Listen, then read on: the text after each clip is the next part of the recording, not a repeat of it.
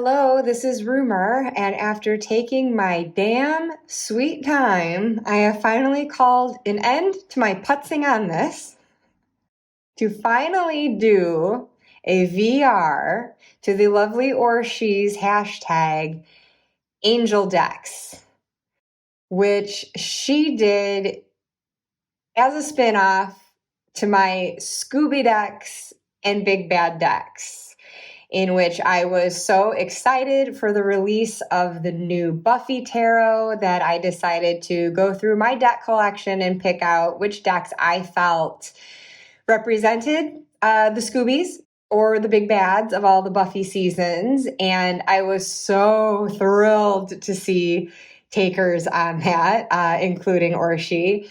It was just so much fun. There was so much wonderful character insight. There were other characters included that I had neglected to include, and it was just great. So now Orsi has created this tag, Angel Decks, and I have been putting it off because I do feel a little bit more out of my depth where Angel goes. But clearly, since I've got the comic books, these are by no means the only ones.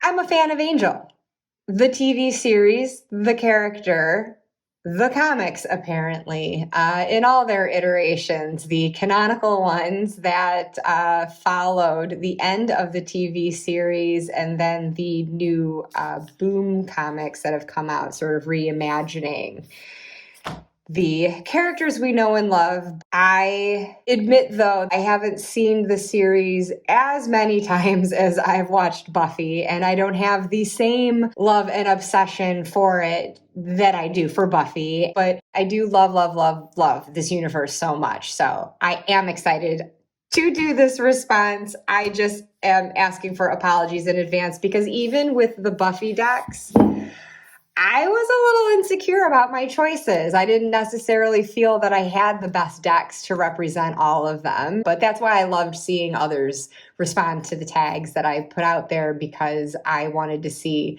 from their choices and their perspectives what they would have to say. So hoping to offer a bit of the same for Orsi after initiating this tag. So I see that there are 12 characters laid out, a whole dozen. So can I do this quickly? Can I have the faith in myself that I'll do this quickly? I'm going to do my best, but I also feel like I'm going to get into some babble trying to rationalize some stretches that I'm making in my deck choices. Let's just get started with the eponymous character himself, Angel, our tortured hero. I did have a deck choice for Angel in my Scooby Decks video, and for him I had chosen the Darkness of Light Tarot, which I have since rehomed to a lovely friend. So I don't have that one to show anymore, and I wouldn't want to repeat what I showed before either, because there is enough depth to Angel's character to represent him in other ways. But on the show Buffy itself, I liked Angel, but I didn't really warm up to him. I definitely didn't ship him and Buffy. I just felt like I didn't really get enough out of him. He was just moody and broody, and, there was a vulnerability to him too. But I liked him best when he was Angelus, actually, just because the character was more dynamic that way. Evil, yes. Did horrible things, yeah. Or guyliner? Yeah. And so surprisingly, was an amazing sketch artist. Who knew? Is that just Angelus, or can Angel draw like that too? I wonder. But okay. Going into Angel, the TV show, though, is a wonderful opportunity to go into more depth with, oh my gosh.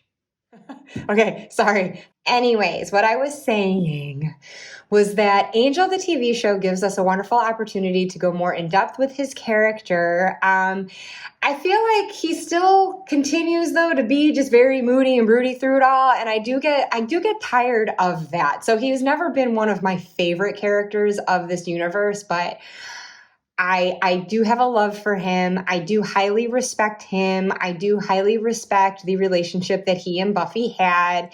But enough. I think I've established generally how I feel about Angel, but hopefully if I've offended anyone who absolutely, absolutely loves him, my deck choice for him might show you some of the space I have in my heart for him.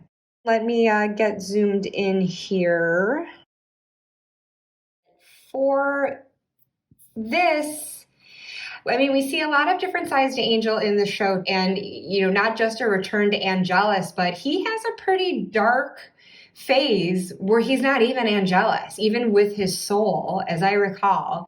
He descends into depression, and he has anger, and he just kind of has this, like, you know, giving a lot less fucks mentality. It's when he sleeps with Darla, and so I'm forgetting, is that season 2? I do kind of forget, but I'm thinking of like the angel who shut the door on a room full of Wolfram and Hart humans with Darla and Drusilla in there, knowing full well that Darla and Drusilla were going to make it a bloodbath. And he just walked away from that. So it is very interesting, the depths and the darkness that he goes to, even with a soul, and then literal depths when he's like at the bottom of the ocean because his son Connor sent him there. By the way, huge spoiler alerts here. I'm assuming you would not watch this video if you haven't seen the Angel TV show, but I will just forewarn, obviously spoilers coming ahead and retroactively have been said. Yeah, so there is all that. So I could have gone and tried to find like a really dark and broody deck again. And this one can arguably be a little broody, but I'm going for something a little more vulnerable this time with Into the Lonely Woods. I'm going with an Oracle deck where I tried to stick with tarot for the most part with my Scooby decks, but I needed to have more deck options for this cast of characters, I'll be honest. So Angel is being represented by this deck this time around because ultimately when I look at David Boreanaz portraying this character, it is that vulnerable side of Angel that really endears me to him. As much as I was complaining, like, oh, he's not dynamic enough, and no, Angelus was more fun. But really, the sweetness that Angel has, like, oh, I just love it. Even his pettiness, Pouty Angel is a riot. You want to smack him sometimes because he's being so petty. I mean, my God, especially with Spike, those two guys, oh my God. They just need to like sleep together already. If they didn't already do it years ago, there's tension between those boys. But this is about Angel. He ultimately, to me, is like this big teddy bear. But teddy bear would be too conventional for him. He is a centuries-old vampire, and so we have these strange creatures in this deck. I do not know what they are supposed to be, but they still have a teddy bear-like quality, even if they have horns and otherwise might look like something that if you encountered it in the woods, you would shit yourself and run in the other direction immediately. But obviously there is such a sweetness to them too. And I'm just thinking of like David Boreanaz's stature. Like he's so big and so broad-shouldered and square. I just see him like this big, gentle oaf. And again, I'm sorry, Angel lovers calling him an oaf, but I mean, well, Liam, his human incarnation, geez, it was for sure an oaf.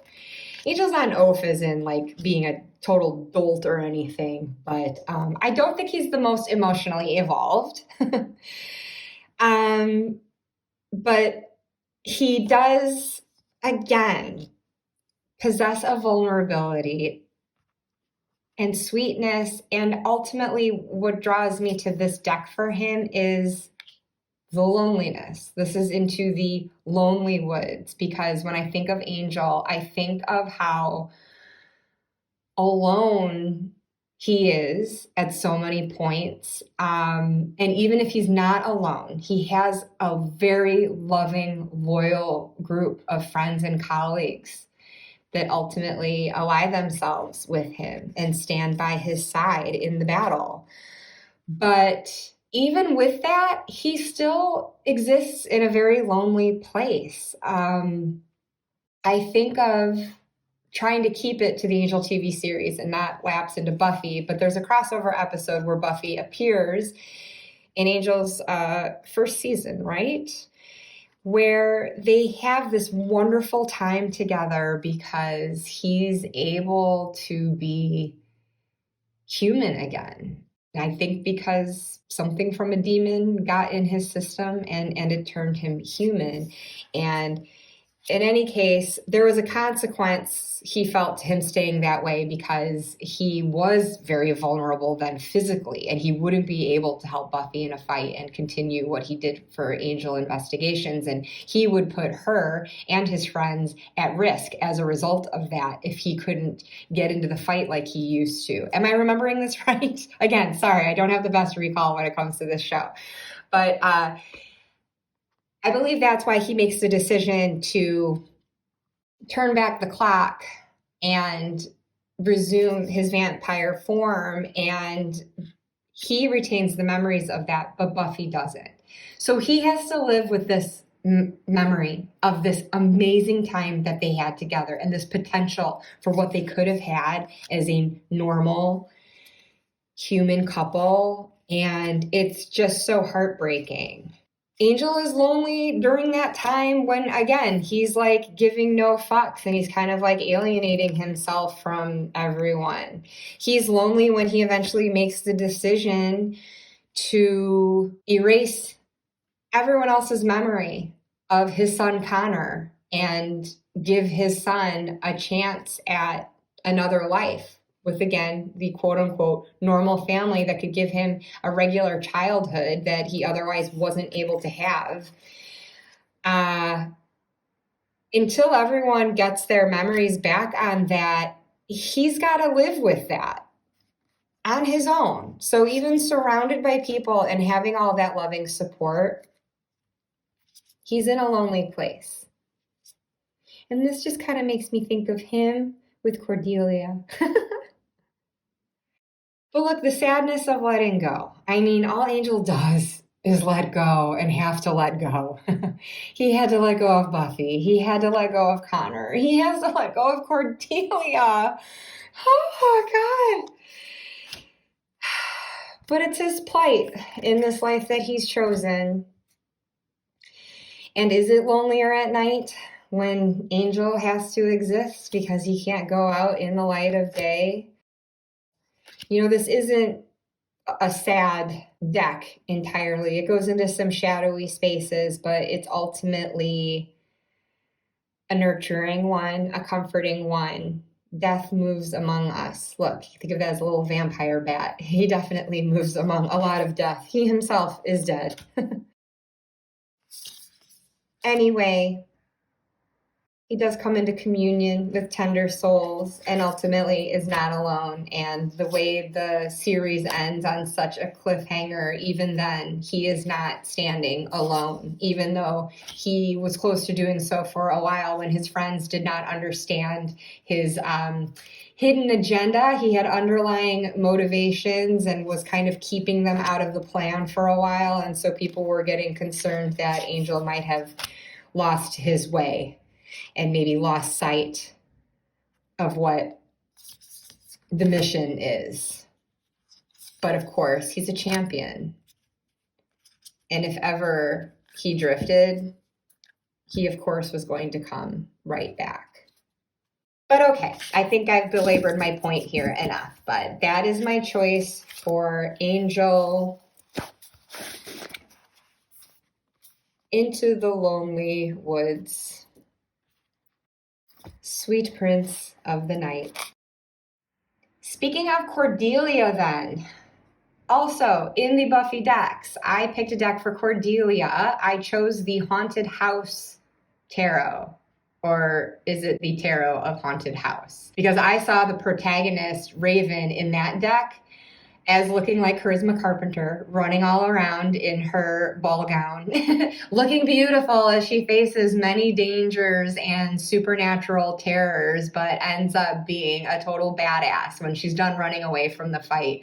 Then she's engaging in it and finding her inner strength and ends up totally coming into her own at the end of the storyline that runs through that deck, which makes it a really cool deck. But again, Cordelia leaves Buffy after season 3 and then picks up with Angel season 1. And her character arc from that point just goes to extraordinary places. It was already amazing seeing her grow in Buffy, but she just goes next level in Angel. And then even the next level from that. So when I was thinking of my Scooby decks, a deck that had first come to mind is actually the one that I'm going to show today, because I realized at that time that felt more like Angel Cordelia versus Buffy Cordelia just yet. So I have chosen the Lioness Oracle. Now in some of the VRs to my Scooby decks tag, those that talked about Cordelia, there were a few cat decks that were chosen for her. More than one person described her as being very feline in energy and maybe even in appearance. And so accordingly, that puts the Lioness in this deck for me. This is representing that feline energy of hers. This also feels like a very fiery deck. Also a very cosmic deck. And here's some weaponry that seems to fit the arsenal that Angel Investigations can draw on when they are prepping for a fight. But look at this kitty. Look at those eyes. Look at that fierceness, that intensity of gaze. That's Cordelia. Cordelia is also this beautiful rose bush.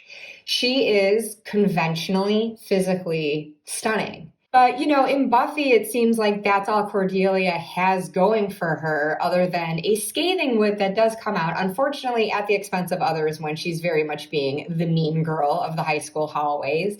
But then you later come to appreciate that Cordelia is just a very honest person. She's going to tell it like it is. She's not going to mince words. She kind of puts people in their place and doesn't always do it delicately. But, you know, she had some sharp insight and she did have great wit about her. And I think, though, that as much as you learn in that show that she's not just a pretty face, you really start to see it in Angel. And this is where Cordelia encounters a lot more that sort of deconstructs her and her original persona and the idea of who she was initially trying to be. Because even at the start of Angel, it almost seems like Cordelia might be backtracking, because Angel runs into her at a party where she's networking because she's gone out to LA to become an actress. What we do find out about her, though, is like, you know, it's not this like shallow aspiration, like, oh, she just wants to be famous. Although she does want to be famous and she wants to get her wealth back that her family has lost by that point.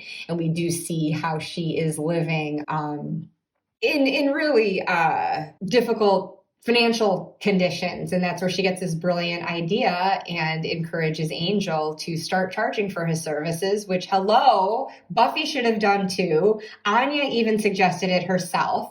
And what does she get? Like Xander probably going, Anya, in that very condescending way that he had with her. And everyone just looked at her like she was nuts. But why shouldn't Buffy get paid? Giles gets paid for being a Watcher. The whole freaking Watchers Council gets paid. And now Angel gets paid in his spinoff for helping the helpless. And that is Cordelia's brainchild in that case. And it's a brilliant one. And of course, it helps her find employment. You know, they're not like totally making bank on it at the start or ever maybe, but it's a livelihood and it also gives them great purpose. So anyways, just seeing the collage deck just gives me this idea of all of these images that these different elements were taken from.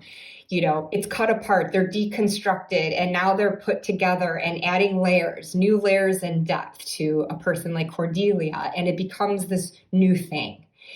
And a rose in space, you know, that's not what you would expect to see, just like Cordelia's life hasn't turned out as she expected it to be, and yet it becomes so much more purposeful.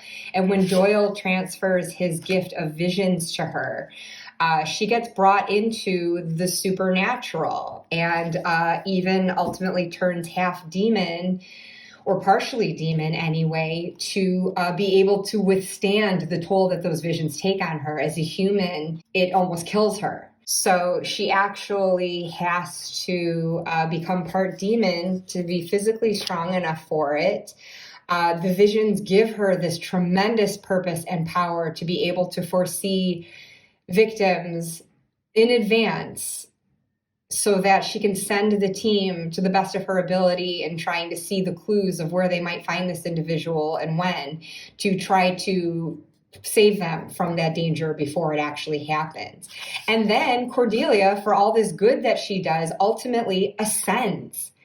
I mean, she basically becomes a divine figure. She's basically a goddess. And so, well, first of all, this is what I was speaking to before, with that fire that she possesses, along with that conventional natural beauty. But the cosmos of this evokes that element for me too with Cordelia, when she actually ascends into a higher being and then returns only to give birth to an actual goddess. And sadly, that's the demise, the absolute assassination of Cordelia's character, no thanks to a spiteful asshat. But it's so complicated, right? That the person who created this show and characters that so many of us love and adore should also have this really problematic side to him that is, it can't really be ignored, but I can't unlove these shows and characters. But I digress from that. I don't know, this kind of made me think just now of like when she goes to Pylia and she becomes their princess or their queen, and she's just like all decked out in gems and everything, and she tries to like take as much as she can back with her. But yes, so for all of the above babble, that's how I've settled on the Lioness Oracle tarot deck for Cordelia Chase, while she's still in the show as herself before the character gets destroyed, and her last season on the show is basically not even as her own self, her own character. You find out it's someone else. Before that, though, we know what her potential would have been, and we got a chance to see who she still was when she comes back for that one special anniversary episode of Angel in the 5th season. And how heartbreaking and freaking beautiful is it? And that's our girl. Love her so much. So I am really taking my sweet time with this. I will try to speed it up a bit. Wesley. Wesley Wyndham Price is the next character. And I actually have 2 decks for Wesley. The first one I'm going to go through really quickly because it's a superficial choice. This is my shout out to Wesley when we first see him Angel. Looking quite different than he did when he left Buffy as the nerdy tweed-wearing by-the-book Watcher sent by the Watchers Council to replace Giles. Wesley shows up in Angel in the first season as a rogue demon hunter. So in honor of Wesley in his black leather rogue demon hunting outfit, I have chosen the Golden Thread Tarot, and this is why. It is made of recycled plastic, not leather. But how cool does this look at the outset? And I mean, and how cool that it is this like recycled plastic. It's so bendy. It shuffles like a dream. Well, particularly with the riffle shuffling. Like, oh yeah, oh yeah. It just looks so cool and smooth in its black and gold embossing all throughout. And then you flip it over, and okay, it still looks pretty cool, but it's also a little nerdy still, right? These little, I don't even know how to describe it. There's something very like basic video gamey to the quality of these images, which is kind of like Legend of Zelda and dorky to me. But so cool. I love this deck. I just feel like I can hear little like Mario Brothers, Nintendo music playing in the background of it. So ultimately it's like, it's cute. It's sweet, you know? It's not as like badass and edgy as it kind of promised to be when you're just first seeing it like this. So that is my deck for Wesley, the Rogue Demon Hunter, and only specifically in his outfit when he is riding in on his bike. Wesley, the more fleshed out character in Angel. So he has gone rogue from the Watchers Council, just like Giles did. Still a total dork, but it's like the best part about him. But then Wesley has to face some darkness too, and then we really see a transformation of his character by like, you know, seasons 3, seasons 4. So for him, I have chosen, in all seriousness, the Dark Grimoire Tarot. Now I have trimmed my copy of this. I took the borders off and just wrote symbols in for what the card titles were that I chopped off. But being the Dark Grimoire, I've pulled out the aces, each of which, for each element, are portraying the grimoires, which look like the tomes that Wesley would pore over and have great knowledge of and do his research within and pull his prophecies from. And apologies, there's a truck outside my window, so if there's noise coming from that, I'm sorry. But this deck, I believe, is a tribute to H.P. Lovecraft stories. So again, we see these scholars in the midst of their studies and research, strategizing, perhaps, poring over it all hours of the night. But it also exists in this supernatural world. And just one moment, I'm going to give this truck a chance to pass by. Okay, sorry about that. It's proceeding to make its way down the street, so sound might still creep in, but I never think to not film these on garbage day. But as I was saying, this deck is referencing H.P. Lovecraft stories, so it also exists in the supernatural realm as our angel characters do. And even Wesley, his studious self, his bookish self, he has to face those dangers directly, as we see in these cards that are not coincidental. I obviously went through the deck and pulled these to front load them. But this, I felt like, shows that point, though, where Wes starts to see his own darkness, which really comes about when he basically uncovers during his research the prophecy that the father will kill the son, and he believes that Angel is going to kill his son, Connor, and so he takes the baby, and as events play out, unfortunately, the baby ends up being abducted into a hell dimension, and Angel is pissed. He actually tries to smother Wesley in his hospital bed at one point. And it's just so sad. It's just, it's such a tragic development for their friendship. And Wesley is accordingly ostracized and experiences a descent.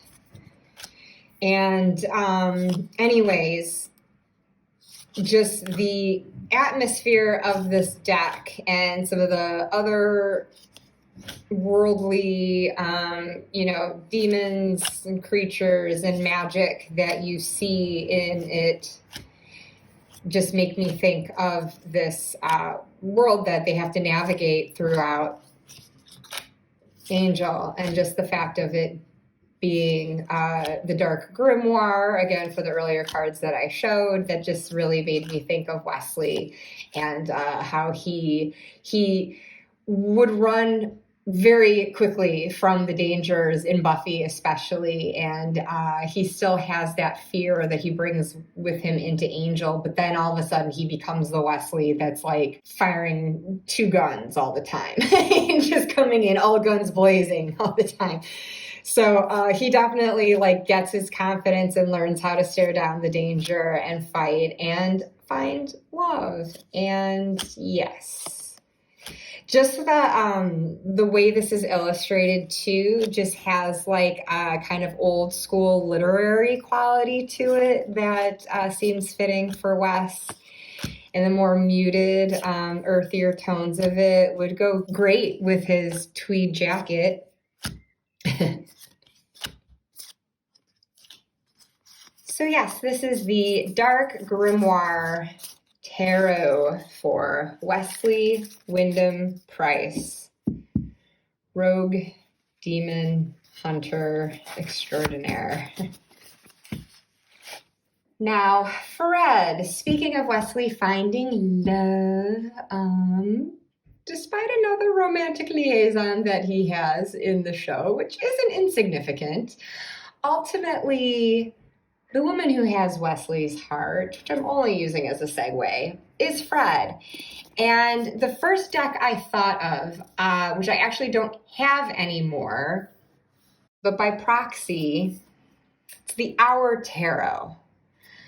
In all honesty, I think I recycled the deck. I had done a major trimming on it, and it just wasn't the best card quality, so I actually recycled the cards.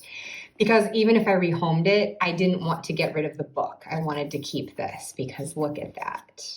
Well, let me zoom out a little so you can kind of see better. But yeah, this one came to my mind at first because this book is populated, or this deck and book is populated by prominent women in history. We have Marie Curie here as the magician, Hildegard of Bingen as the high priestess. I don't know her story, actually. Nefertari, Victoria, Catherine of Aragon. Let's switch to some minors here. Getting Pentacles. There are more contemporary figures that you find in it as well. And these are what the cards look like. So the book, I basically what I decided was I did like the deck. It was just the cards were so small. And for the collage art that appears here, it was just difficult to see that. So how beautiful is this to have like a full page layout of it where you can really look closely. And then it's accompanied by this information introducing who these women were, what their achievements were, and how we continue to benefit from it, and then how that relates to the tarot card that they're depicted on. So I figured, well, I can use this as bibliomancy and just flip through and see where my finger might land if I'm looking for a message from one of these prominent figures, or I mean, not from them directly, but their essence, or how I might find that essence reflected in myself at any given moment. But anyways, I thought of this deck straight away for Fred because she is a woman of STEM. She's in science. She has a brilliant mind for it. So brilliant, in fact, that her own professor sent her to a demon dimension to get her out of the way so that she couldn't surpass him. That's how we first meet her, is in that dimension, right? So, yeah, she is just so freaking smart. And then she's able to bring that scientific knowledge and resourcefulness and survival skills that she learns in this dimension after being there, I think it was 5 years. There's a lot she can bring to the Angel team once she has had some time to recuperate from the trauma of that experience. So I just couldn't help but think I would put Fred right along with any of these accomplished women of history. I think it's phenomenal, the skills that she brings to the table. And for lack of having the actual deck to show, even though I do have those wonderful pictures to show, I also wanted to bring in kind of the next closest thing I feel like I have in my collection, which is the Rosebud Tarot. And what if I held it upright? Oh my God. My camera stand, it was blocking the screen. I literally couldn't see the writing on the box to realize I was holding that upside down. God, what a nerd. Look at me going after Wesley and who's the dork here? I'm going to bring this back into the picture because I think this is so pretty. And this is why it just kind of made me think of it. And I feel like, again, I'm going back to what I said for Cordelia and the Lioness Oracle. This deck reminds me of that deck a lot. The proliferation of roses in this Rosebud Tarot also shows the physical beauty of Fred, yes, but also, the inner beauty. And that goes for Cordelia as well. And when you think of the unfolding of a rose, I mean, really for both of those women, where they come from, where they might be more like tightly held, and then they just open and blossom into these amazingly strong and capable beings. Great achievements to be had in this fight at Angel's side. And so again, I just saw that like conventional beauty and softness, because there's a delicacy to Fred. She shows how strong she is, but she's in this petite, frail looking little package with her high voice and just kind of like, oh shucks, she's a lot like Willow in a lot of ways. And I don't think that that's a coincidence that she kind of fills that role in Angel. But again, she brings more of that scientific knowledge to the table. And but she also finds like a physical strength as well as she becomes better at fighting and kind of inventing resources to use in the fight. And again, with the flowers and the butterflies, there's just that delicate southern flower that she is. She's just so unassuming on the surface, but there is just ultimately so much more of her. And again, I see with the collage art, as with Cordelia, that like deconstruction, because, she was on a track at the university studying physics, right? And then she's working in a library when she unassumingly recites a phrase out loud that ends up zapping her into this dimension. She's on a very specific track going forward and probably knew like what she wanted her life to look like from that point. She's making these strides towards her future, following a brilliant yet relatively conventional route. And then when she gets zapped into Pylea and has to fight to survive for her life, she's treated as a slave and would have been killed if she didn't manage to escape. And then with Angel and crew coming to pull her out of there for once and for all, again, her life gets cut apart and mishmashed with other aspects of living and layered into this other picture. And she just becomes this other person. And the fragmentation of the collage is representing here, for my purposes in choosing this deck for her, along with this one. This was also collage. She does have a fractured mental state when they find her in Pylea. And this is something that she needs to process and work through when she does come back to Earth. And, initially she's writing equations all over the walls and any surface that she can do so on. It's a bit fragmented and scattered, much like collage art can look, but there's still that accomplished woman there who emerges and then is able to apply her talents in a completely different way, much like a collage can take each of these existing elements from other things and bring it together to present something new. This also takes things cosmically, like in the Lioness Oracle for Cordelia, which I see as fitting the interdimensionality of Fred's life, having lived in Pylea and then back on Earth, and then quite sadly, that next level divinity, top level really, when one of the old ones, one of the original gods comes to inhabit her body, just using it as a shell. The cosmic nature of this deck kind of brings all that into it, where that's a tower moment of the series, isn't it? And certainly for Fred's life. I mean, it's the end of her life. And this is the effect that has on Angel's world and Wesley's and that whole group.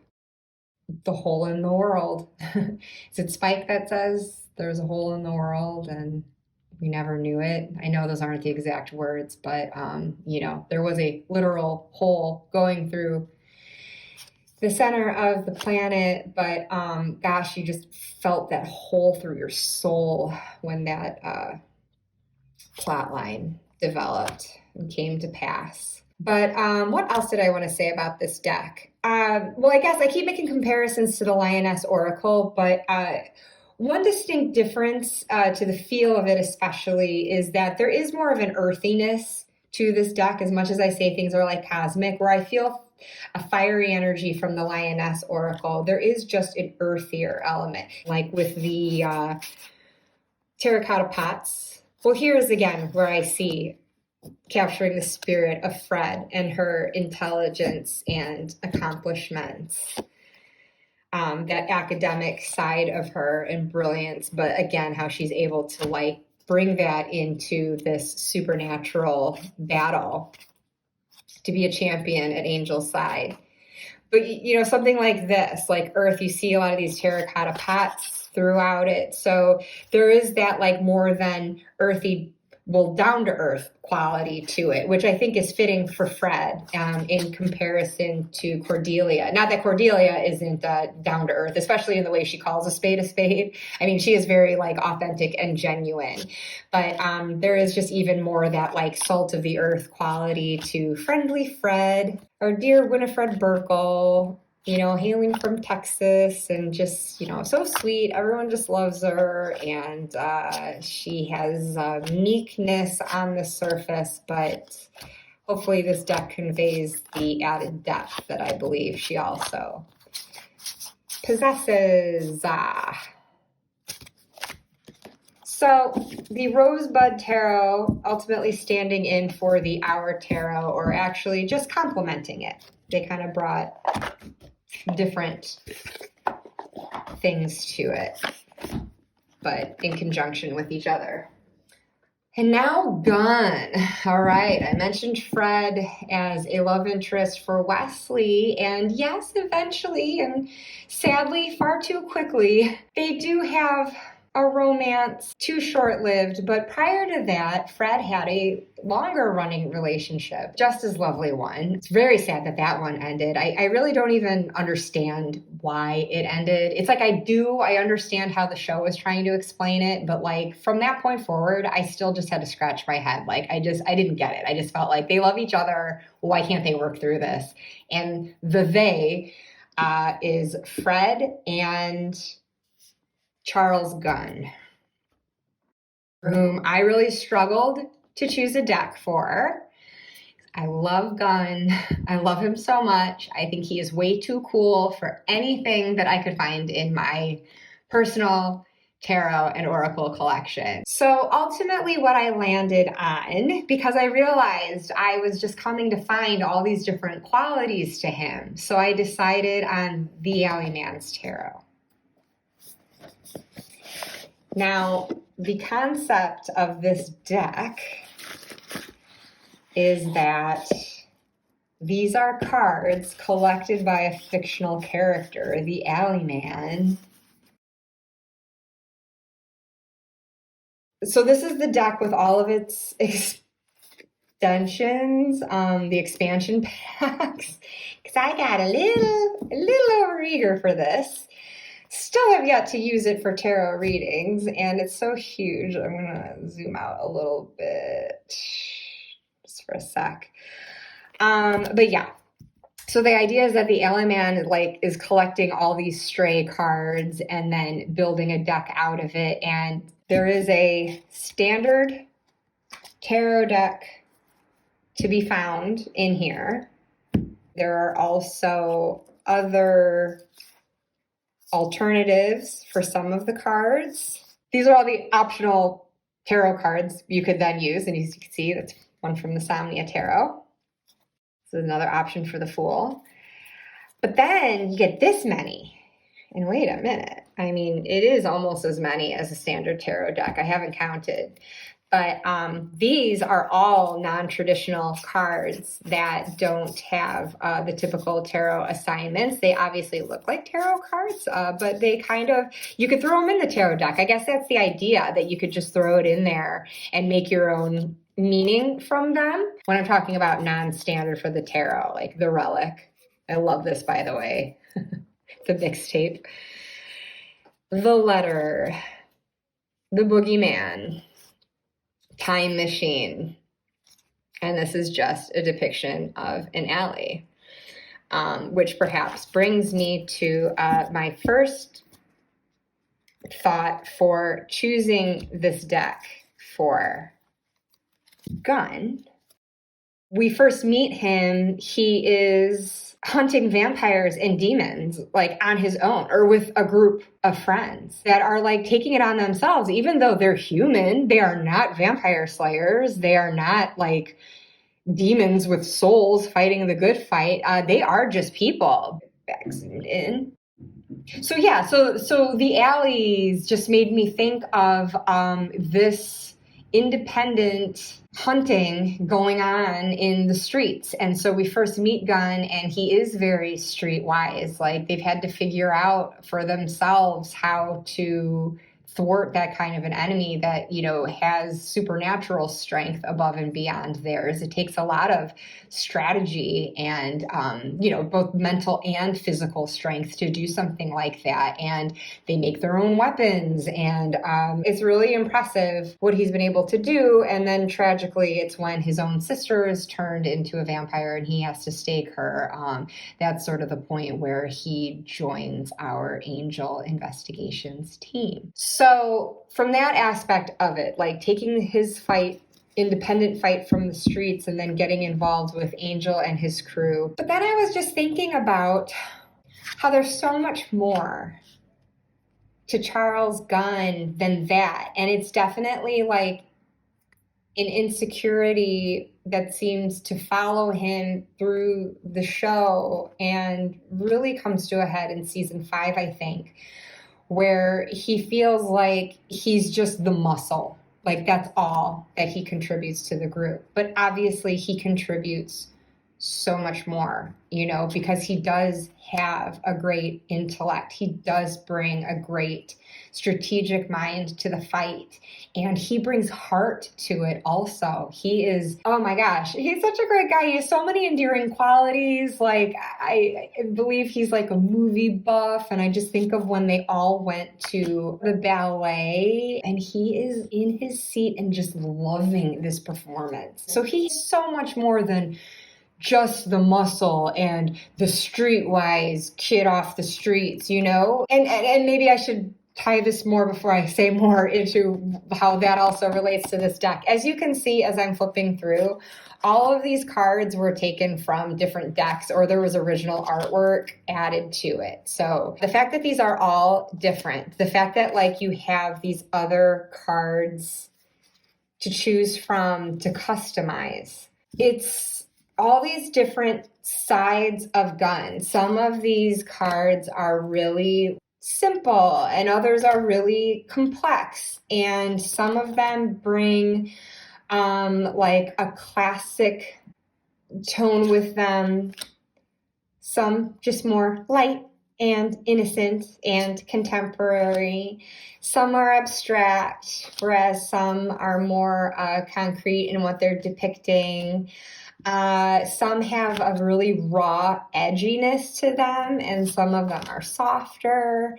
And I just feel like that in itself reflects a lot of the different qualities that Gunn has that we get to see more and more as the show progresses, and we get to peel back his layers. And I think the fact that there are these other cards here for like customizing the deck, it makes me think of Gunn's reinvention of self, perhaps starting with just coming into alliance with Angel Investigations, initially not trusting Angel because he's a vampire. But he does come to trust Angel and then identify with this group and try to find where his role is within them. And then that continually is put to the test through the different situations that they face. And then he becomes Gunn the romantic when he's in this relationship with Fred, and that brings out this other quality of him and brings out in him who he wants to be. And as I'm saying that, the thought just crossed my mind. In this box were a couple of extras that you could get with the deck. I saw this poker chip and I was like, oh yes, that made me think of something else with Gunn. He had made a deal with a devil or some kind of demon because he thought with his life in the streets that he had no future. So he wanted a new truck, I think. So he strikes this deal and he sells his soul to get this truck. And now, as he's finding purpose with Angel Investigations, he's finding purpose in his life. He's finding love with Fred. The demon comes calling for this soul. So there's this confrontation at a casino. So hence the poker chip. He ends up being okay. He ends up getting to keep his soul at the end of the day, but it was a gamble. But what a difference. Now Gunn wants his soul back. He sees his future. He sees how different his life could be. You know, he's customizing it. He's pulling out these different aspects of himself and finding the things that suit him and are true to who he is, and just finding new opportunity through that. He also has a very big reinvention of self in season 5, when the whole show basically is rebooted. It's almost like Angel 2.0, and end of season 4 is like another pilot episode for it, as suddenly Angel and his crew are rewarded by Wolfram and Hart to take over this evil law firm, and then they do so seemingly in good conscience, believing that they can fight the beast from within. This has been their big nemesis through the whole series, so they feel if they're the ones in charge and heading up the departments, and Angel is the head of everything, at least for the Los Angeles branch of it, they think that they can make a difference from within. And then slowly but surely you see how there's the potential there for them to be corrupted by the power that is given to them. And of course, that's the whole idea of Wolfram and Hart. They want them to be corrupted and highly distracted from the apocalypse that they want to happen. Just seeing this, it's just making me think of like Gunn and his sister, when they were like the vigilante demon hunters, vampire hunters. Or it could be Kendra. That could be Kendra with Mr. Pointy, but that's going back to Buffy. Anyways, so Gunn is made the head of the legal department. And hold on a second, I'm going to get a sip of coffee. And to equip him with the ability to head the legal department, he basically receives a download in his brain of legal knowledge.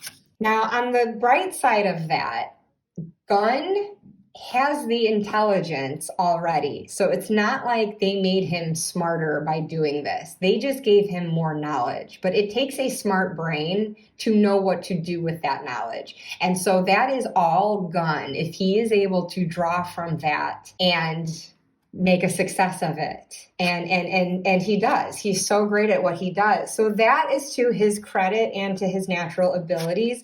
What is kind of neat about it is you can see like what else he's capable of doing, but what also is kind of the bummer of it is that he just is like a different character. You know, it's not that streetwise Gunn, but he never wanted to just be the muscle, and he feels like he has to do something as drastic as this to be something more, not realizing that he always was something more. So it is sad to see him have to transform himself in such a fundamental way and into such a conventional expectation. You know, a lawyer at a law firm, and all of a sudden he's wearing suits instead of sneakers and hoodies, and he has hair instead of shaving himself bald, and his whole vibe is so different. And he didn't need to change, but it is nice to see him like living with the confidence and being able to apply his intelligence, like realize that it is there and be able to apply it in a new way. But every flip of the card, it's like it just becomes a different deck. Just like Gunn. Oh, I put the happy squirrel in there because I love that. So yeah, it's like it's a different deck, just like it could be a different Gunn. It could be a different layer of Gunn. It could be a different persona of Gunn.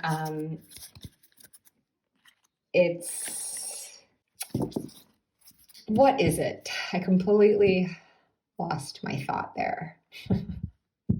Oh, I guess just going back then to that like customization that's possible for that like sense of reinvention. And I feel like he really experienced that in a significant way, even though all the characters grow and change in very substantial ways too. But ultimately, at the very end, final scene, we get our Gunn back, and where is he standing? But in an alley with Angel and the remaining crew staring down all the hell that has been unleashed on them, literally. And then we go to black, and that's it. And if you want to know what the actual fallout is, then you have to read the comic Angel After the Fall. It's pretty awesome. Okay, I'm going to go out of order here. I've been generally following Orsi's order, but I'm going to skip and go right to Lorne. I'm taking a really long time with these characters, I realize. The ones that are coming up are, for the most part, more secondary, so hopefully I can do this quickly. Lorne, for instance. Well, I'm going out of order because I have another deck that kind of overlaps with this, but also is shared with another character. So I have chosen the Housewives Tarot for Lorne. Oh, here we go. Because like Lorne, this deck is kitschy. And did I deliberately put this on top because this kid has horns, like Lorne has horns? You betcha. But Lorne is green, not red. But he is just as adorable a little demon, I'll tell ya. So this is not a supernatural deck. Obviously, that's the one card I could go to give the nod to that. That Lorne actually is a demon. He is from Pylia, but he is an absolute hoot. He evokes a bygone era of nightclubs and cocktails and, well, There's still nightclubs and cocktails, yeah. But if you get what I mean, there's like a very like old Vegas retro vibe to him, like just in how he dresses and just like the vibrancy of, well, his skin color and his clothing colors and just the style of them is really well captured in this brightly colored deck. And there is also an abundance of cocktails in this deck, which just made me think of Lorne.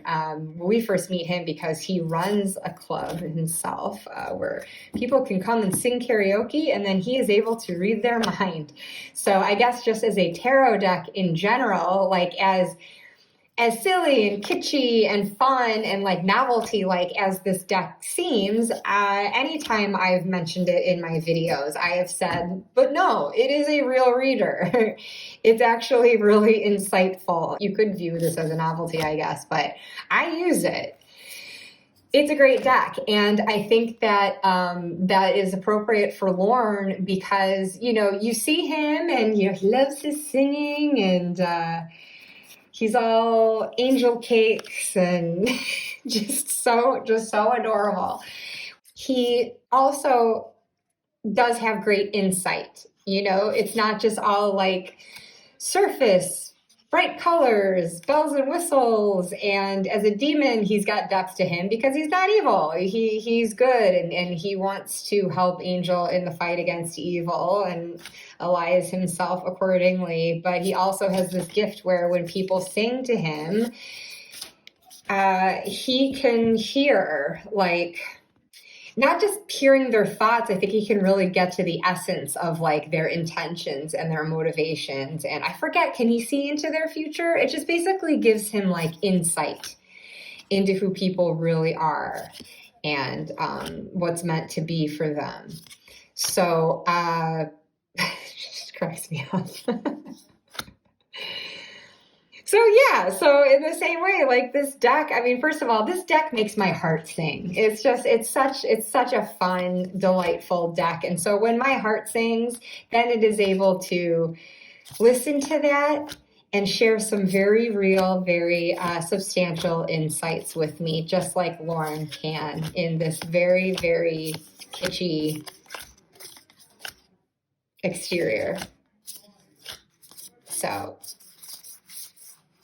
that is my Lorne deck.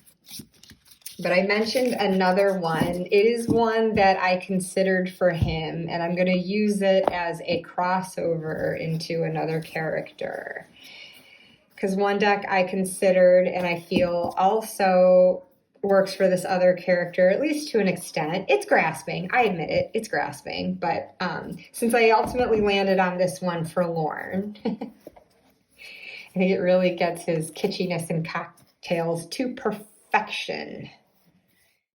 This deck also came to my mind for its vibrant colors. Likewise, a bit of kitsch.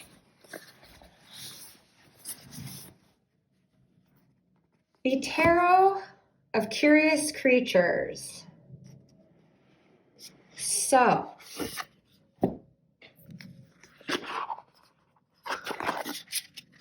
for the above said reasons, I considered this for Lorne, but also another aspect, which is how I'm going to relate it to the next angel character, a short-lived one, just restricted to season 1, other than a nice throwback in season 5. Doyle. So Doyle, one of the OG angel investigators, and an aspect that Doyle shares with Lorne is the fact that he also is a demon. With the exception, he's half demon. So I forget if it was his mother or his father's side that brought this lineage forth. But though he presents as human for the most part, he does have a demon face that comes out, kind of like when Angel vamps out, that shows this other side to his nature, which sadly led to the dissolution of his marriage when his insecurity surrounding this side of him made him hesitant to have children. So he carries this with him. It makes him feel really undeserving of love. He wants to hide this side of him from Cordelia at all costs, like fearing her judgment. And he has such a crush on her. It's really sweet. But anyways, this deck made me think of both him and Lorne for the fact that we have these animal heads on human bodies. And so when Doyle is also in his demon form, he and Lorne otherwise have these, human-shaped bodies wearing regular street clothes, but then they've got their demon heads. But the sad contrast of this deck with Doyle and where it doesn't entirely fit him is that the creatures that we are encountering here, they're at home with themselves. Yeah, I've got an animal head in a human body. Take me as I am. Maybe this panda's feeling a little insecure about it. I don't know. I'm getting a read on that body language, though.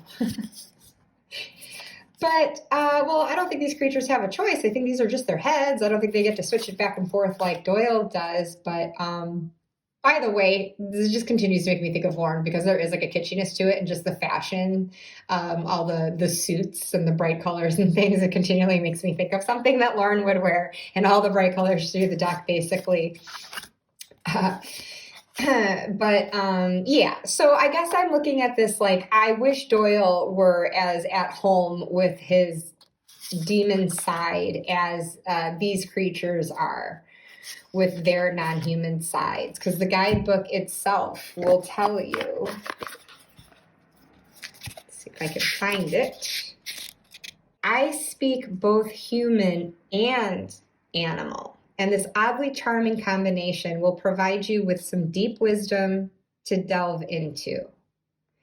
And it's positively regarding that as its unique advantage that it can speak both human and animal to add this extra insight. Just to show, as a for instance, 5 of Wands. I'm sorry, I'm not showing it in conjunction with the card, but just so you can see. So 5 of Wands, you get heads for upright keywords, tails for reversed keyword meanings, and then the essence of the card, but then evidently there must be a hyena featuring on this one, and so then you get this voice speaking to the actual animal that's featured in the deck. So you get this human and animal aspect to it in the guidebook, and the insights as well as how they're depicted. And so I just have this as my wish that Doyle had been more comfortable with that, but a wonderful quality. I mean, he had no choice but to live with it. And so thank goodness he did use it for greater purpose and to do the right thing. His demon nature gifted him with the quality of visions that I spoke to before. He passes them to Cordelia ultimately through a kiss before he dies, sacrificing himself for the noble cause. But until it's Cordelia, it's Doyle that's getting these visions of these victims and having to, again, discern what clues he can from what he sees and hears to determine, where these people might be so that Angel can go and save them. So again, like Lorne, and as the tarot deck, providing that insight when Lorne hears people saying, as a tarot deck, Doyle provides that insight also. And he does so in this particular deck, drawing from both human and non-human qualities. This is a brighter, cheerier deck than what Doyle gave off a lot of the time. But like I said, I mean, there was a humility and a sweetness to him. And he could be funny. He had a bit of the Irish humor. So, kind of losing words to say because it's really been a while since I've seen Angel's first season, but I do remember that aspect of Doyle most strongly, and so for that reason, I have chosen this because Doyle was a curious creature himself, and it's something that if he didn't appreciate it, his friends sure did. And I think the viewers do too. So to go from all this brightness to the Debbie Downer of the whole Angel series. If you saw my Scooby Dex video, my Buffy Tarot walkthrough, I have made no secret that I am Team Dawn. I have always supported Dawn, even through her most obnoxious moments. I have less space for the next character. Connor. Angel's son, the impossible conception and birth to happen between two vampires, but there it is. Connor bums me out, and almost as much as the character itself bums me out, the casting bums me out. I like Vincent Kartheiser as an actor. He's brilliant in Mad Men and his other pursuits, but my God, did I really hate him as Connor. I don't think that was the right fit. He was always so hard to visualize as Angel's son. Not just like appearance wise. I mean, it's just like his whole demeanor and oh my God. I mean, he obviously shared moodiness and sulkiness with his dad, but like being a teenager, he's like so much more petulant. And I just think like whatever people couldn't stand about Dawn, I feel like Connor takes that to the nth degree. Now, of course, as you can see my deck choice for Connor, this is me having space for him and understanding largely why he is the way that he is, even though it frustrates me so goddamn much. I really wish he would have just given Angel a break. And maybe there is another way that the character could have been played by another actor, perhaps, that wouldn't be so petulant, you know, like if the angst could genuinely come through in a more just like authentic and grave way as I think it was meant to be, instead of just coming off as like a teenage tantrum. Like it was just really frustrating for me to see that whole portrayal, and I really I just never really warmed to that character. But anyway, as you see, I have pulled the Dark Mirror Oracle here. I have pulled this one out of my purgatory because I really couldn't think of anything else that I had that would fit Connor and this darkness that he has. And these are in order. So I didn't deliberately pick this, but seeing this first image where it's like these store mannequins, isn't it like a mall where Connor takes the unconscious Cordelia and he's like holding her hostage and he's gonna blow everything up? Yeah, that just kind of made me think of that very climactic scene of Connor at the mall. And of course, that's the moment where it shifts everything into this, not alternate universe, just this alternate world of memories when Angel makes that deal with Wolfram and Hart that Connor and everyone else are going to lose their memory that Connor ever even existed as Angel's son. Anyway, so starting with like a really pivotal turning point. But before we even get to that, I mentioned before how Wesley, his turning point was when he kidnapped Connor for his own protection. He kidnapped him as a baby. And then the nemesis of that season, Holt, takes the baby and hops through this portal into this other dimension. And this hell dimension is, I see this deck depicting that. I just, not all the cards. I mean, this looks more like something you'd see here on Earth. But there's this very like, liminal environment depicted, and it looks so fierce and just so all about like survival. And actually I can't pass this card up.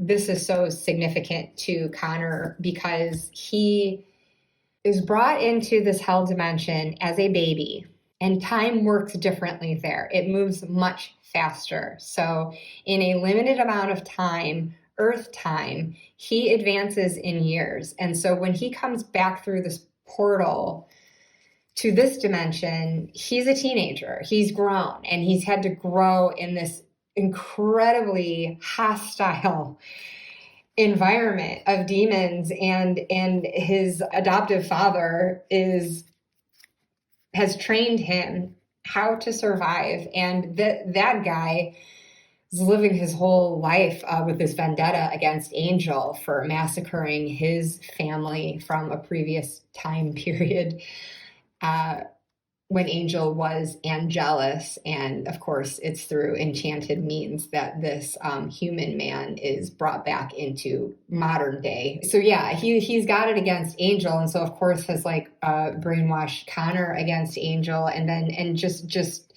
so you've got that nurture aspect to it, like whatever Connor's nature is, and I guess he is partly demonic, right, by nature. It was kind of hard to understand. It seemed like he did have a degree of supernatural ability, and being born of 2 vampires, I'm assuming that like he had a bit of demon in him, but the nurture aspect, whatever his nature might be, even if it was going to be good like Angel, if he could have been raised by Angel and Cordelia, he lost his childhood.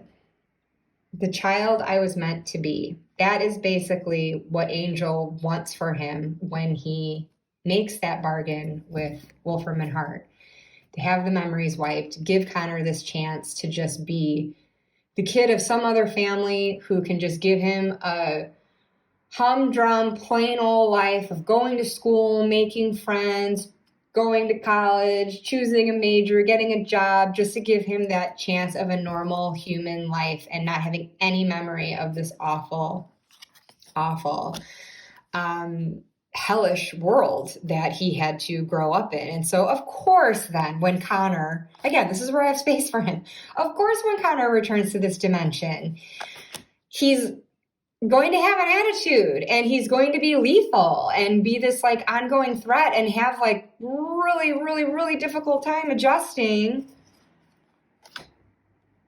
to life with Angel and co. and trying to build trust with them. I mean, he completely lost his childhood and look at what he had to grow up with. So, I mean, it's like, you can't blame him. And yet, like I said, I just feel like he could have been depicted in a less like whiny, petulant way, but whatever. I'll get off that high horse. But just this very like gray and almost watery aspect of some of these cards just make me think of what that hell dimension might have been like for him and like some of the beings that could have been there.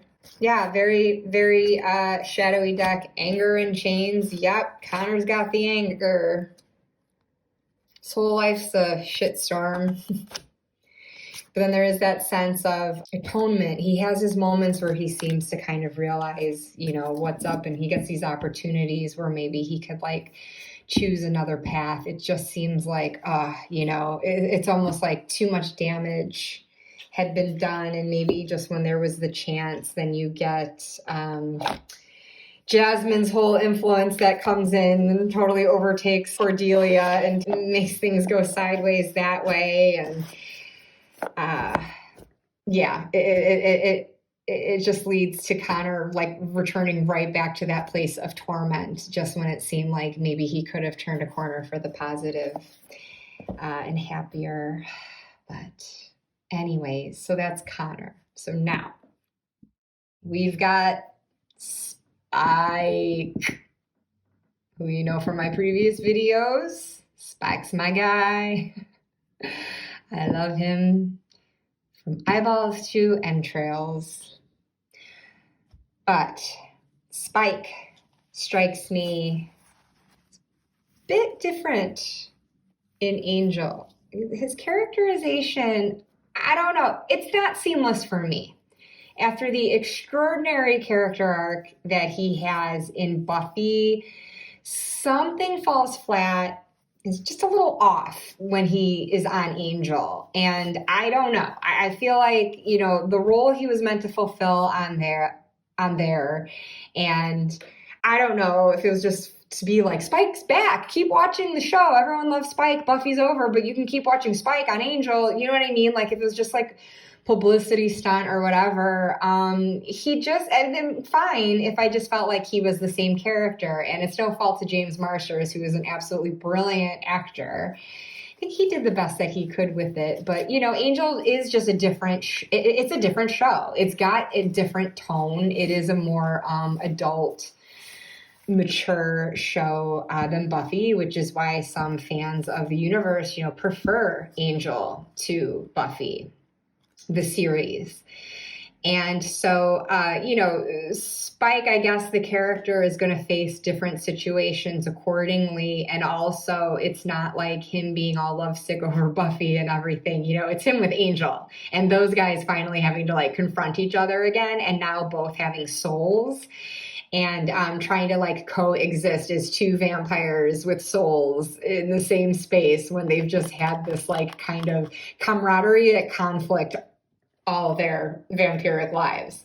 So as you can see probably from the back, if you recognize the backs, I have drawn out the Deviant Moon Tarot for Spike. So for Buffy, when it came to picking a deck, I was I kind of felt how I did for Gunn this time around. I just need to find something that's cool for Spike.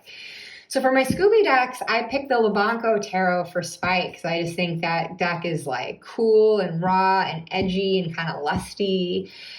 Now, the Deviant Moon feels more Spike to me in Angel because I do feel like his character was brought in large part for comic relief.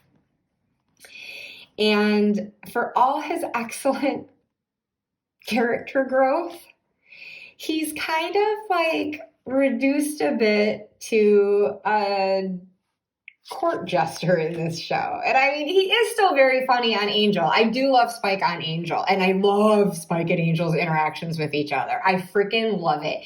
That honestly almost made me think wait, is that the actual thing to ship this whole time? It's not about who should be with Buffy, Angel, or Spike, but has it been about Angel and Spike all along? And I'm not meaning in a romantic way necessarily, but I just think that when you get these insights through the show, which is what I do love about him being on Angel, and you see more of their backstory with each other back when they were both soulless vampires, a century or so ago, you do see how Angel was such a mentor to Spike. Spike really looked up to him, and Angelus was just such a nefarious ass that even when he gets, Spike somehow still vicious, lethal, such a heartless killer as a vampire, a soulless one especially, a chipless one, yes. I'm not saying he wasn't, but he also had that sweetness, and he is that fool for love, no matter what form he takes, soul or no soul. He loved Drusilla. He loved his mother and, turned her into a vampire to save her. He loves these people in his life. And I think that he had a love for Angelus as, again, a mentor. And Angelus would just crap on that by tormenting Spike by sleeping with Drusilla, knowing how Spike felt about her. And it just tears him to bits. So one of my favorite episodes of season 5 is when Spike and Angel are misled to believe that the vampire with the soul that the Shanshu prophecy is about will become human again, where they go out to this place in the desert and are fighting over this cup with each other, and it all ends up being a silly setup. The cup is filled with Mountain Dew. I love their conflict where things really come to a head there.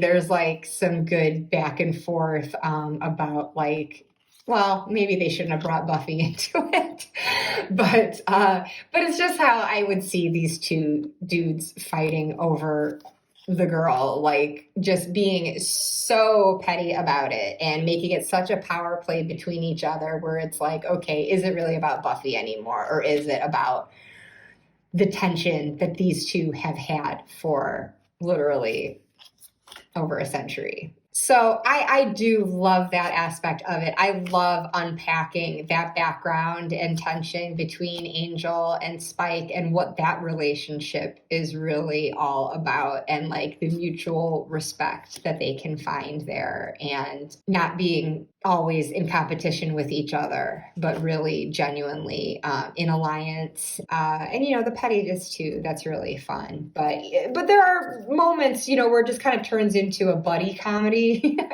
And so, again, that's where I feel like finally getting to the deck. Okay, there's the darkness of the deviant moon. There are these strange figures that bring it into the supernatural world of Angel and, you know, Buffy. You see like these creatures of the night, things that are very like off-putting and maybe even evil looking, but then there's such a cheekiness to this deck too. Like there's such a mischievous quality to it. And it can be funny. You know, there are just certain cards where they can kind of actually make me laugh despite the dark and edgy exterior. And it's so cool with like, well, this dark kind of golden color palette and just like such industrial textures and settings given to it. Like, I think that does fit like Spike's darkness and edginess, but it does also convey that absolute cheeky nature that he has. He is hilarious. So of course I was happy to get more of him on Angel, even if it kind of undermined the ultimate sacrifice that he made at the end of Buffy. But whatever, it's another conversation for another day. But yeah, Spike just likes to take the piss, especially likes to take the piss out of Angel. And it is funny. It definitely makes me laugh. And so I just see that conveyed pretty well in this deck and some of the weird, twisted scenarios where these guys find themselves. Wow, Spike had an intense episode where he wasn't even corporeal yet after the amulet released his essence into Wolfram and Hart. And when he kept getting tugged into that hell dimension, you know, like I was saying with Connor, this could kind of depict that like creepy little world that he was getting pulled into also. And look, maybe that's the cup of Mountain Dew. When Spike does win, he does win that particular competition and gets to the chalice first and drinks from it. It wasn't real, but I don't know. Make of that what you will. Even Angel had to concede, hey, he beat me fair and square. So, but whatever, I'm not going to make it a pissing contest between Angel and Spike. And wow, I seem to be using the word piss a lot when it comes to these guys. But yeah, I wonder some like saucy. Spike is a sexual being. The first thing he does when he gets his corporeal form back is like grab Harmony by the hand and go bang it out with her. But this kind of made me think of that torment when Spike is being pulled into that other dimension and then he's like naked, right? And kind of quivering and cowering, trying to understand where he is and what's happening. Really vulnerable. So definitely some cool character arc in that last season of Angel for him too. I don't want to take that away from him or the show at all. But you know, it took some adjustment. It was just a different feel to me. This deck is a different feel to me than the Labanco that I chose for Spike before. So yeah, so it wasn't just for the sake of not being repetitive with my Scooby decks. He just really, in some way, feels like another character. Orsi at this point next covered Lorne, I believe, but I have already done Lorne. So then Lindsey. Orsi talked about Lindsey. And am I too zoomed in? I'm sorry. Has this been too zoomed in for this whole thing? I'm like gabbing and not paying close enough attention to what's actually on the screen. Sorry. I hope you've been able to see okay. Okay. Anyway, Lindsey. I could not find a deck for Lindsey. I just couldn't. So I've decided to do a 1-to-1 swap, if I may, of Wolfram and Hart employees. I would like to swap Lindsey with Lilah. Because Lindsey, I never got into. But Lilah Morgan, oh yes, oh yes. I love her, I have to say. So for Lilah, I have chosen the Fountain Tarot. So when I think of Wolfram and Hart, you know, I think of this big, did I forget one in there? Yes, I did. I think of this big, you know, corporate machine, this unethical, evil law firm where she is employed. And when I think like corporate, the Fountain Tarot, for some reason, feels like my corporate deck. Pretty much, I look through the deck and I think it's just like this one card mainly that actually depicts what I kind of see as like a modern office building. There is a sleekness and kind of a coldness to the deck that feels corporate, that feels very like Wolfram and Hart. It is very angular and sharp in its edges. Some of the people that appear here, you know, look like business professionals, and some of the things just look like art installations that you might see in the lobby of a swanky office building. So there is just something like very, again, just angular, sharp, sleek, and a tad cold. And so that's Wolfram and Hart, and that's also Lilah Morgan to an extent, because Lilah, I mean, she's cutthroat, and oh my God, as the word came out of my mouth, I really didn't intend any pun there for when Lilah ultimately shows up again with a slashed throat and a scarf around her neck, because didn't Wes have to decapitate her to make sure she wouldn't come back as a vampire if she had been bit? Anyways, but she does have that like total Wolfram and Hart cutthroat persona. She is herself very sleek, very put together, very like femme fatale. I mean, she's gorgeous and really has a commanding presence. But especially when we see Wesley go a bit dark, and take up with Lilah in, at first, what seems like a purely sexual relationship. It's just all about the lust, because when Wes goes a little dark, he becomes that much hotter. And Lilah likes what she sees. So those two start a love affair. And I wouldn't have thought that there was love at first, but the more it goes on, you do begin to see they start to almost become cute with each other. There are these little moments, and they're never allowed to last for very long, but there are these vulnerable moments of pillow talk between them. And all of a sudden, you see a return of Wes's vulnerability before he then, like, you know, brings that wall back down and clamps down and tries to have that toughened exterior that just won't let her in. But Lilah, like it or not, let her guard down. More than once, I think she lets her guard down. And I think that with this deck, I don't think I've ever like spoken about it in a video without speaking to the fact that as like cold and harsh and sharp as it can come across, there is a softness to it, which I didn't really appreciate until I finally bought it.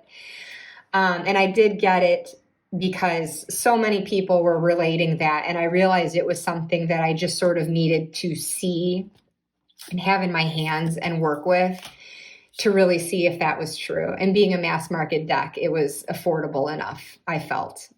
If it was something I ultimately wanted to pass on. But as it is, I have held on to it because there is a softness to the art quality that you really can appreciate when you see it up close, you know, not just in the pastel colors, but there's a softness to the textures as well. And not every picture has that sharp angularity. There can be a warmth that comes through in the color tones, in the people's expressions, and in the texture of it. So that was something that actually, I was going to say it took me by surprise. I wasn't surprised because people had said it. I guess I just didn't believe it until I actually worked with it myself. But it's like, I mean, just look at this, like there's a vulnerability coming through that kind of posture.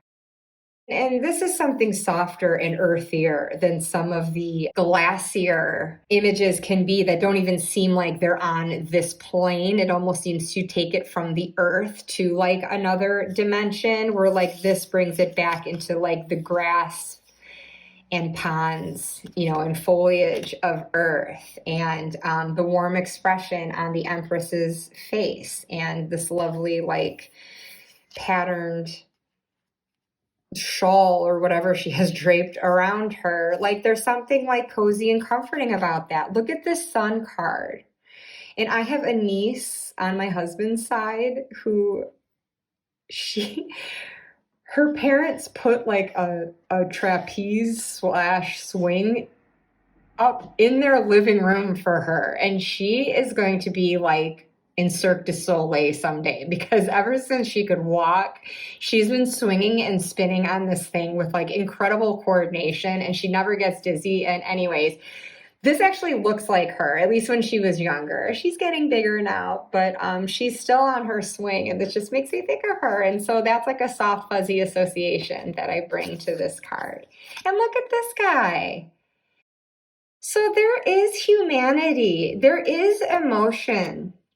There is warmth in this deck, in conjunction with that kind of cooler color palette that on the surface makes it seem like it's going to be a cold deck until you realize it's not. Just like with Lilah, you realize she's not as cold as her exterior shows, and she tries to put on a tough, emotionless, unethical face, but there is humanity to her that we get to discover by virtue of her relationship with Wes. And I do think that to some degree there was some form of love there. So, yeah, this is Lilah. And boy, am I glad I had this deck to offer up for her, because the one I actually first thought of was one that I rehomed only because, or this isn't why I rehomed it. I thought of it for her because there was one card in the Black Lily Tarot, and one of the women depicted in one of those cards, every time I pulled it, I was like, this Lilah Morgan is Lilah Morgan. It wasn't even like the card meaning related to her. It was like just that specific image of the woman I just thought looked like her, and I couldn't unsee it once I'd seen it. So I did like that deck. I didn't click with it ultimately as much as I wanted to. It's a deck I feel like you should go very deep with, and I just wasn't really getting there with it. And so I rehomed it to a lovely new recipient, and I hope it's getting much use, and that Lilah is finding her humanity through that deck as well. But there we go, the Fountain Tarot for Lilah Morgan in substitution for Lindsey. Okay, getting down to the last two. Harmony. Harmony, who we first meet as a sidekick of Cordelia, one of the mean girls of Sunnydale High. And then if you're looking really closely at the season finale of season 3 of Buffy, when all these Sunnydale students rise and join the fight against the mayor, which is so awesome. I mean, honestly, that's like one of my favorite season finales of any show ever. That gives me chills. I thought it was tremendous. But anyway, if you're looking really closely, you can see the moment where Harmony gets bit by a vampire on the stairs going up to the school outside. And of course, we see her later when Buffy's in college. We see Harmony reappear as a vampire, and she's very clumsy at it. She tries to be evil and have some minions. She dates Spike for a while, but she's just kind of really bad at being a vampire. So she ends up finding a role and some sense of purpose as Angel's secretary at Wolfram and Hart, and she is abiding by the company policies under Angel's authority that requires no human blood to be consumed. And so, you know, she's doing her job, and I think she does an okay job at it. I mean, Harmony's always like a bit flighty and can make mistakes and everything, and they love to portray her as like the dumb blonde and everything. But I mean, she has a sweetness to her and a savvy that you know, doesn't always get its due credit, but I think by the end we all ultimately recognize it. And it's neat how the comics like take her even further, where she builds quite an empire for herself ultimately. But Harmony, just to keep this simple, when I think of her and her like fashionable little outfits and the cheery, bubbly attitude that she tries to take on, I could only think of the Affirmators. I mean, Harmony loves her unicorns, and yeah.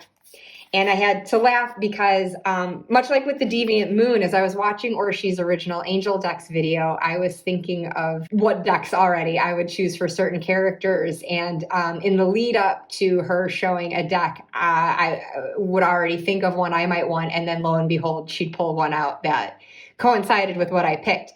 There wasn't any direct match, but I know for Spike with Deviant Moon, she had also pulled out a deck by Patrick Valenza with similar vibes and like for the same reasons that I had chosen. And then this was another one where she did not choose the Affirmators cards, but she did, as far as like these affirmation cards, but she did pick the Affirmators Tarot, which I do not have, but this I am assuming has a similar sense of humor, and it's just cute. Like, this sounds like something Harmony would say for vitality. I am healthy and vital and strong. My radiant love of life fills me with healthy, vital, and strong cells. Each cell is a warrior. Everyone has its own sword and shield. I dare you to try and penetrate my cellular army. Didn't think so, chump. I mean, Harmony is definitely the sort to have like inspirational quotes around her house. Like, she definitely has a sign saying dream or believe somewhere in her apartment. And maybe I'm not even like conjecturing this. She might literally be depicted like this at some point, and that's where I'm getting it from. So if that's the case, could be wrong. Because I know there's an episode of Angel entirely devoted to her. So maybe even shows her doing this, but I'm just getting this visual of her, whether I'm imagining it or not, you know, like looking in the mirror and starting her day with a positive affirmation, like to go in with a positive outlook on the day and with self-confidence that she can do her job. She is qualified for it, and she's going to go in and be her best self. So this deck, it just has that utter cuteness to it. Again, it has the unicorns, and it just has that like plucky, positive tone that is also very funny that I think fits Harmony. So let's see. For clarity, stopping to listen to my inner self, I can easily separate my intuition from my mental chatter. The clarity of my intuition is a sweet, simple fruit that tastes familiar, and the mental chatter is a confusing, bitter rind that I shall peel off and chuck into the garbage or compost heap if your mental chatter happens to be organic.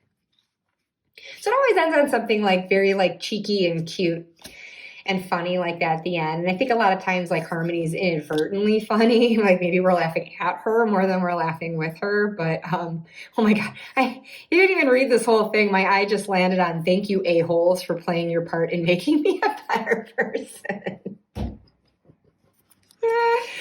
I love it. And I can see that being Harmony too. And she wouldn't even say asshole. She would say a-hole, but trying to act like all badass. Like, you know, the Harmony that had minions trying to act all tough, and like she can fight Xander when they get into that slap fight with each other.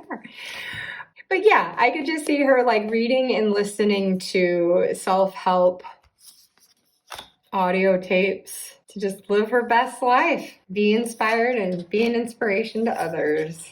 So that is the Affirmators affirmation cards for Harmony Is it Kendall? Is her last name Kendall?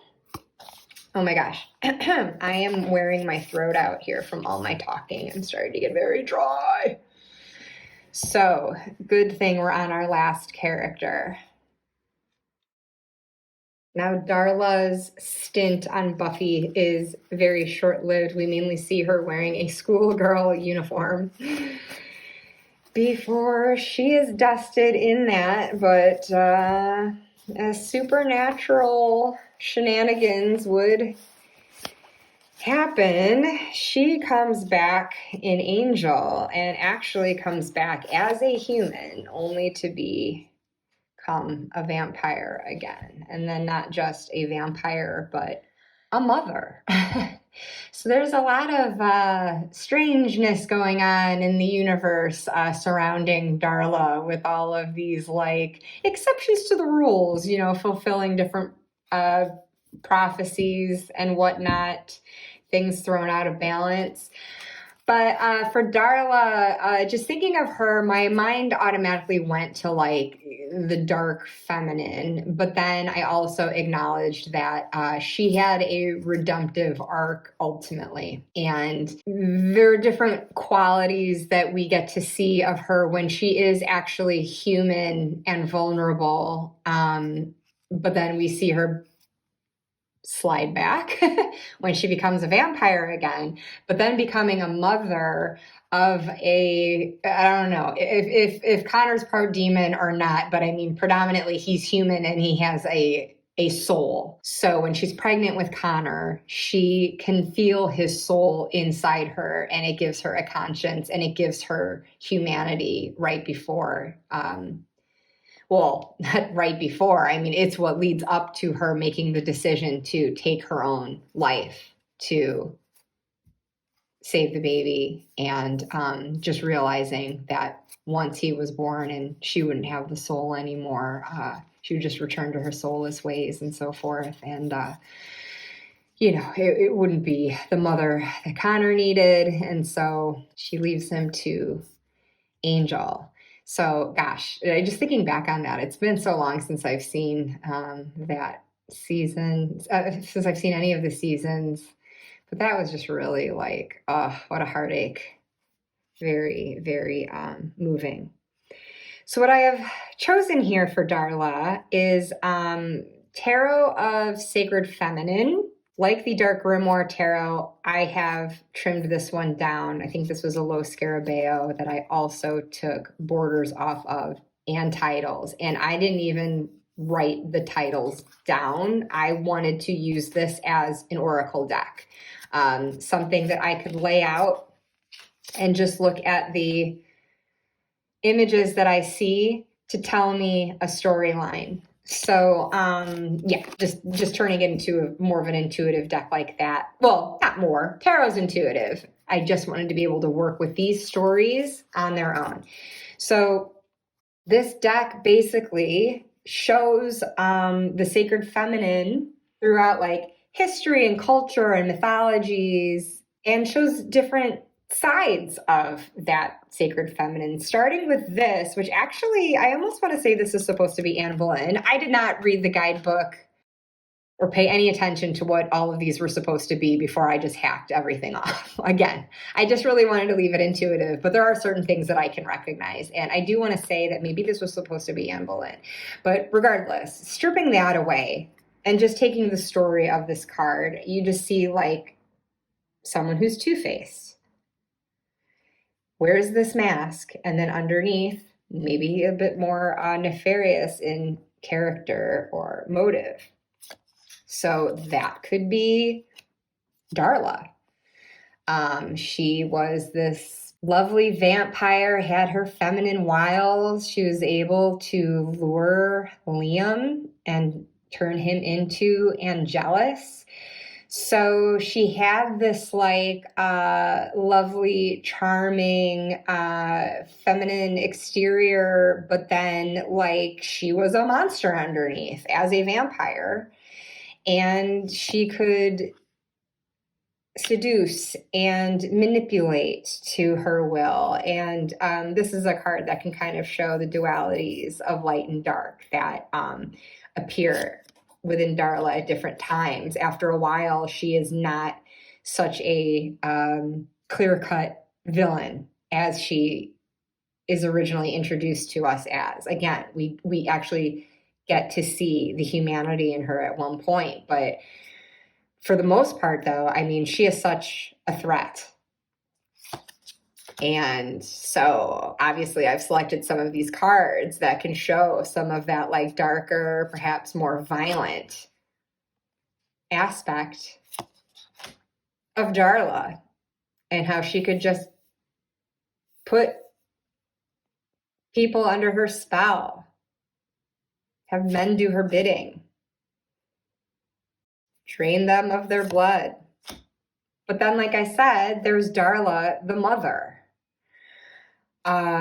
Through some total supernatural fluke, she's able to become a mom. And this card made me think of how we see her when Connor, oh God, the whole, oh God, season 4, sorry. Icky storyline of Connor and Cordelia hooking up. Of course, eventually you learn it's not really Cordelia. So, okay, thank God for that. But otherwise, it's so gross. And it's so gross that we're made to believe that it's Cordelia and that Angel has to endure that when clearly he and Cordelia were forming feelings for each other before all of this stuff transpired. And it's just, oh God, they took that away from Angel and Cordelia. I'm going to say it, guys. I ship them. I think that it's just like I felt like Spike was a better match for Buffy, the maturing woman. I feel like that's the same thing for Angel and Cordelia. Like Angel and Buffy had sort of like a high school, even though Angel was hundreds of years old, a grown ass man in love with a teenager, also ew. And I'm sorry, I know the same thing goes for Spike technically. Buffy is still a very young woman compared to his age and years when they get together. But I just feel like the relationships between those pairs, they just feel more mature, more adult, like more meeting each other where they're at after going through some shit and growing up from it. And so like Angel and Buffy was just such a Romeo and Juliet type of romance to me. And I'm sorry, Romeo and Juliet is not a romance. There is nothing romantic about that story. It is two young, impetuous children falling in love and going to ridiculous lengths over that love. Like it's tragic. It's not healthy. It's not a romance. So Romeo and Juliet is not something that makes me sigh. I do not look at that as a benchmark for love. And so that's just kind of what I equate Buffy and Angel to, although I give Buffy and Angel infinitely more credit than Romeo and Juliet. They were at least grown up enough to know it wasn't going to work. And so they went their separate ways, could still remain allies with each other and maintain a mature relationship. And most importantly, live and survive to like fight another day and protect people. And yeah. So anyways, getting back to Angel and Cordelia, and I'm not even here, I'm just supposed to be talking about Darla. But I just think that Angel and Cordelia ultimately made the most sense. And you know what?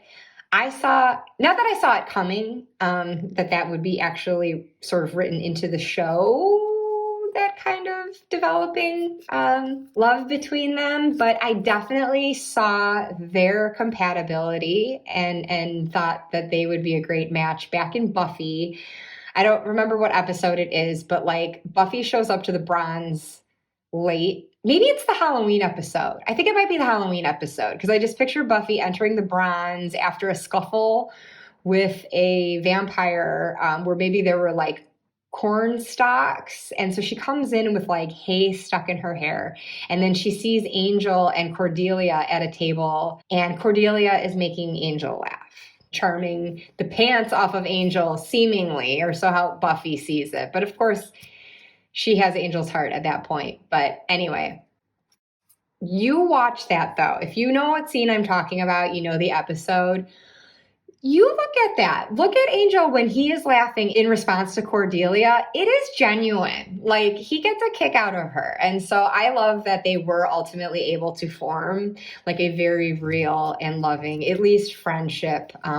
It would have been something more, I'm sure, if things didn't go the way they did, if certain, speaking of a-holes, a-hole creators didn't have spiteful personalities and power, maybe it could have happened for them. But anyways, how did I even get on that with Darla? Oh, okay. Sorry. I was getting to the ickiness of Cordelia and Connor, or who we thought was Cordelia with Connor, and when she is pregnant. And then Darla is able to come back. I mean, she's already deceased, but she appears to Connor, and she just has this very like pure essence about her, and she's trying to encourage him to do the right thing, and she is this gentle, loving mother, like this purest potential of who she could have been. And anyway, that just made me think of that. And so here again we get that like mothering energy. This card makes me think of the women who had did they put like an enchantment on Lorne's club so that like fights couldn't break out inside? It was some sort of enchantment that protected it, and they would go, ooh, angel. They make me think of them. But that's also not Darla.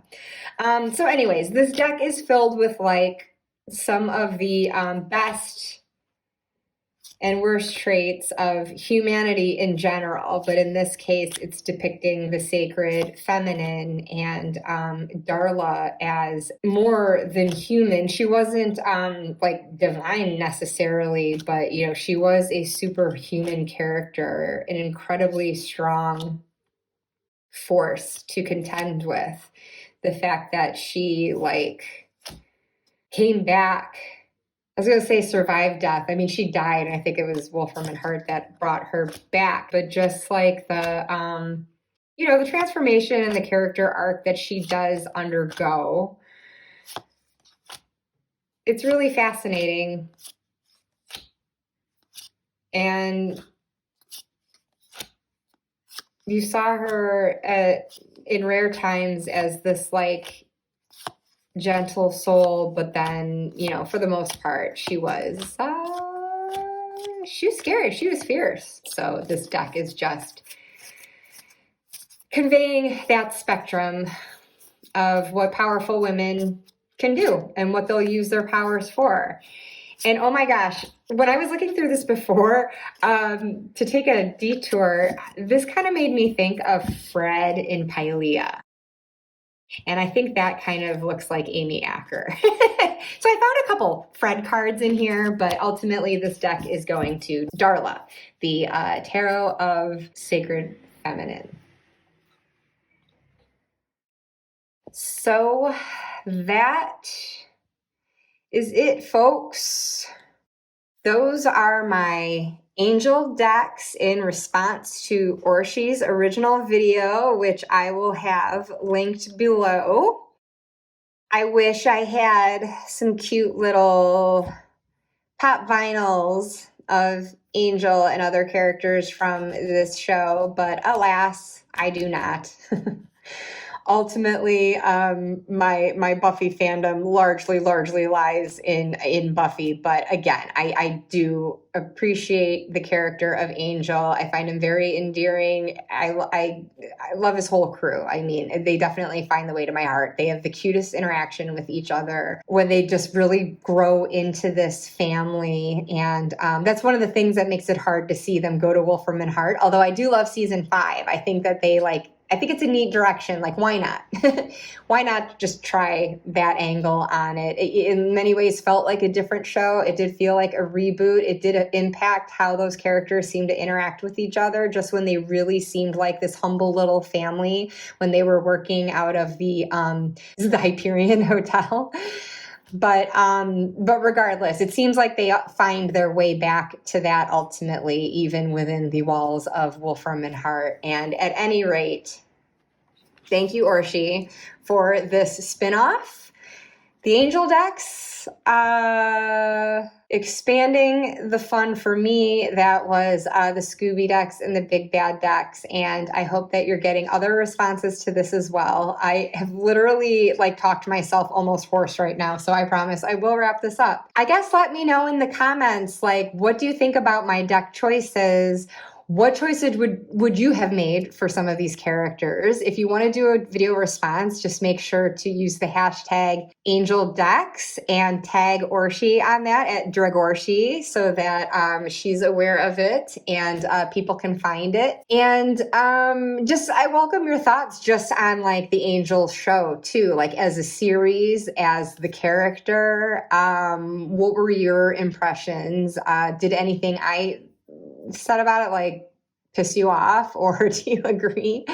I would just love to continue the conversation of this. Obviously, Orsi and I are having fun doing these fandom related tarot tags because we love this particular fandom so much. And so it's just a thrill to me to discuss it in whatever capacity. It doesn't even have to have anything to do with tarot. Just let me know your thoughts. In the meantime, gosh, I do not have a clever sign off for Angel. I am just going to say that I'm off to go sit by a fire and read a book of poetry with a furrowed brow, because it's what Angel would do. Bye.